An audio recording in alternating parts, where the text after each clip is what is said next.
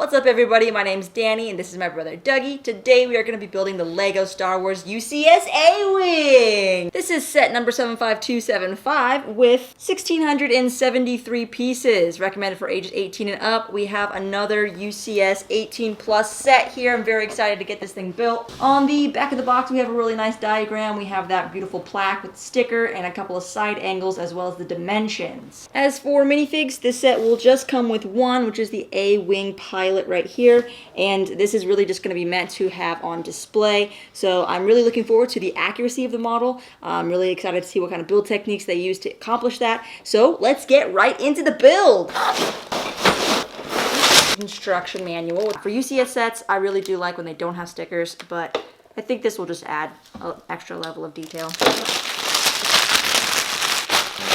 Stop, that was really loud. So opening up this box, it looks like we have 11 bags to work with. We have the windshield piece right here, and of course the plaque that the sticker's gonna go on. All right, we got some black stickers here. We've got that plaque sticker along with some maroon stickers and some detailing. Got like little arrows and stuff. That looks nice. Some cool stuff in here. Jens Granvold Fredriksson. Let's get into the build.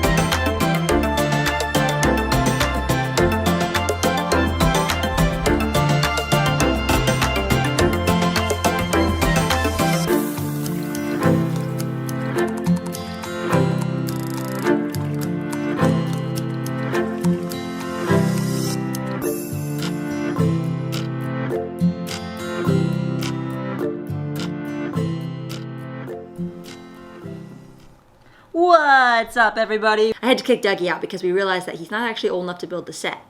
No, I'm just kidding. He had to go out of town. Just finished the Star Wars LEGO UCS A-Wing, and boy am I excited because this thing turned out to be a lot bigger than what I originally anticipated. In fact, this was a fantastic build, and I really mean that. Okay, I definitely had some struggles in the beginning, up to like bag 3 with all the Technic pieces. I felt like I wasn't really getting anywhere and my fingers were hurting.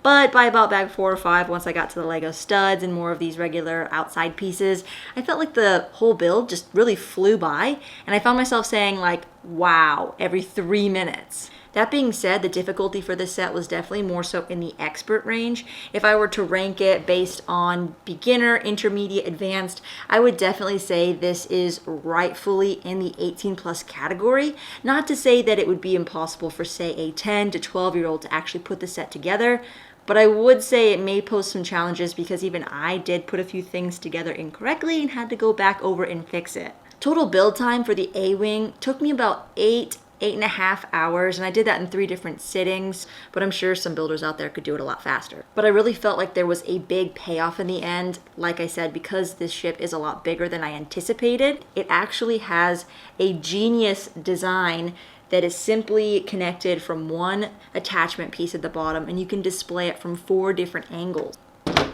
You can display it having it going towards the front, having it go in the opposite direction, like it's taking off. It will always be displayed tilted down in this direction, so you're never really going to see the bottom, which was kind of one of the critiques that I have of the set, because there isn't any landing gear or any additional details on the bottom.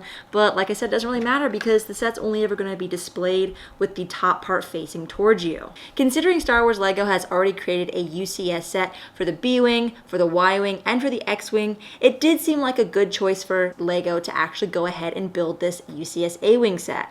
I just love the angles on this build. All the wedge pieces fit so flush, down to the shovel nose front, through the streamlined cockpit, and it just ends really nicely, kind of framed between the two angled wings. It's just so sleek. And that's exactly what the A-Wing is. It's like a fast fighter jet race car hybrid. But seriously, the A-Wing is the fastest sublight speed ship, not including the Millennium Falcon, but it was built for speed and stealth. It's literally made up of two massive engines with a cockpit strapped between. On the placard, we get some additional information. This is the Kuon System engineered A-Wing RZ-1 model. The instruction book showed us that there was a previous R22 model, but I really thought it was a great choice for Lego to base this model off of its appearance in Return of the Jedi, especially considering how much the designers love the original trilogy.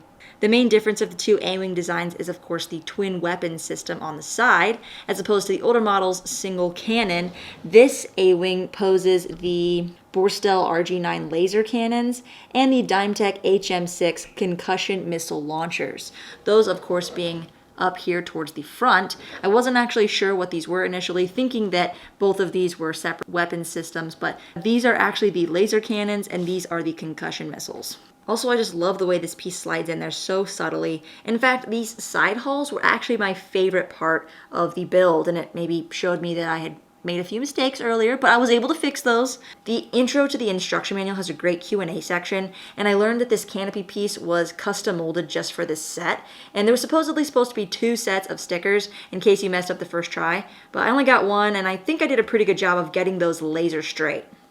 There were also some orange triangular stickers on the front, as well as these large maroon stickers on the cockpit, similar to the way that the Razor Crest had those engine decals. I noticed the same little gap on the barrel piece where the sticker doesn't adhere flush, but it's a very minor detail. I do have a small issue with the way the engines are attached, however. I found it a little bit wobbly, and the way that they're only attached with one little axle peg. There is this 1x2 slope that wedges in here, but I still found myself breaking this part a few times during the build. The last part of the build was the wings, and they are separate independent pieces so you can adjust the angle. However, I think they should be connected because they sit at a slight inward angle, but I do think that it would have been very difficult to accomplish connecting these pieces through the barreled engines. The back of the ship looks great with the air intake. They did a great job of making the section look detailed when it could have easily been overlooked. I really like the bright yellow engines, and they managed to scale this model almost seamlessly. In fact, they started with the seat, and they worked from there to get this size. The cockpit actually looks really fantastic with the joystick and the control panel, and this is one of my favorite seat designs. I'm really glad they used tan because that adds like a classy leather interior contrast to the white and maroon color scheme. Lastly is the pilot who sits in that chair, which is the unique A-Wing pilot. He is only in this set, and I think the helmet is the most impressive. It looks as if the mold used 2 different colors, and you can see that the comm is attached to the side. The back has this tan section, which very much looks like the Rebels on Endor helmet design, and there's just so much color and detail that went into this. The figure has great printing. I like the green and the white contrast for the straps, and the torso is a nice solid dark gray. He also has a face on the back, which might be one of my favorite little features because it reminds me of that all too well-known quote. There's too many of them. Well, that is all for my review of the LEGO Star Wars UCS A-Wing. Be sure to stay tuned for the next video. Don't forget to smash that like button and subscribe if you haven't already. Thanks so much for watching, and until next time.